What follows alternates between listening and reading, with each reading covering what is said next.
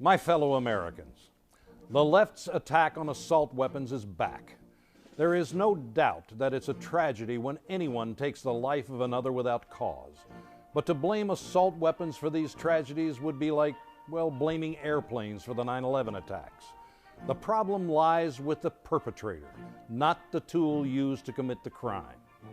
The left is now screaming from the rooftops that there is no good reason for any American to own an assault weapon, that they're not good weapons for defense or for hunting.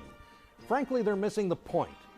Take it from my philosophical guru and life coach, Ice-T. You know, the right to bear arms is because that's the last form of defense against tyranny.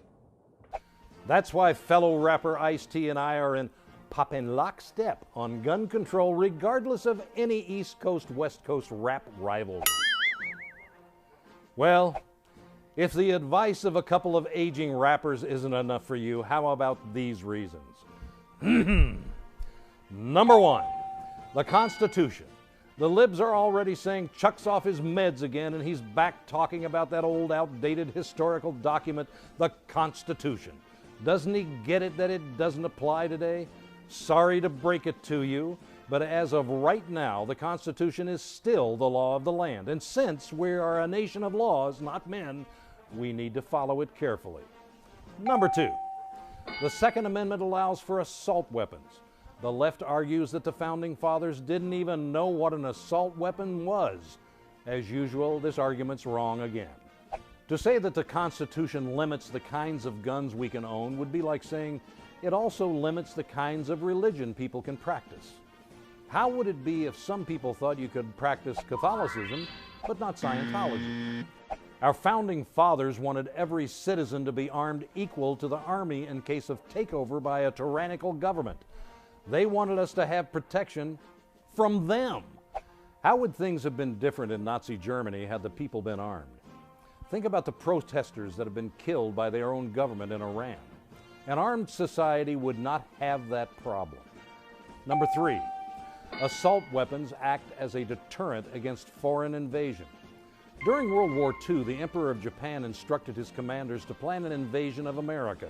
He felt very empowered after Pearl Harbor and believed our military to be very weak, which at the time it was. The commander-in-chief of the Japanese Navy, Isoroku Yamamoto, told the emperor, and I quote, "You cannot invade the mainland of the United States. There would be a rifle behind every blade of grass." Notice, he did not talk about fearing the U.S. Army. It was the American people that he feared. Eventually, Yamamoto would stop trying to attack us and instead started selling us terrific fishing lures, which I'm a big fan of.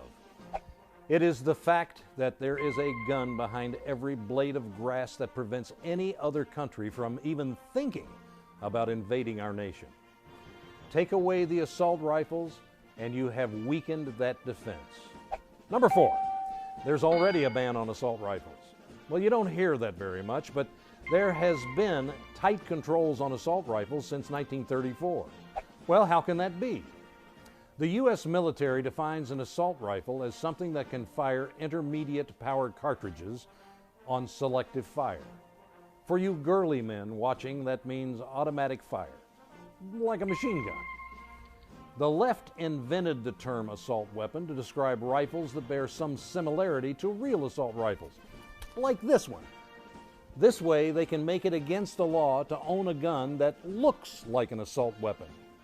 Really, is it against the law to look like something else? In that case, shouldn't Henry Waxman be arrested for resembling Ratatouille? Number five, handguns kill people too. Some nut jobs claim that assault weapons are too dangerous.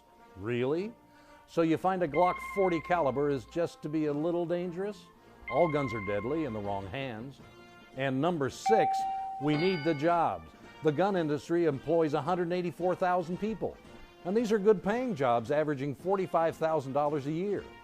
A ban on so-called assault weapons will result in laying off thousands of these workers. But of course, that's no big deal since we don't have an unemployment problem. Crazed criminals shooting up innocent people is a tragedy. But all the gun bans in the world will not stop them. Criminals will always find the weapons they need to carry out their crimes. The only people that will be going unarmed are the law-abiding citizens like you and me.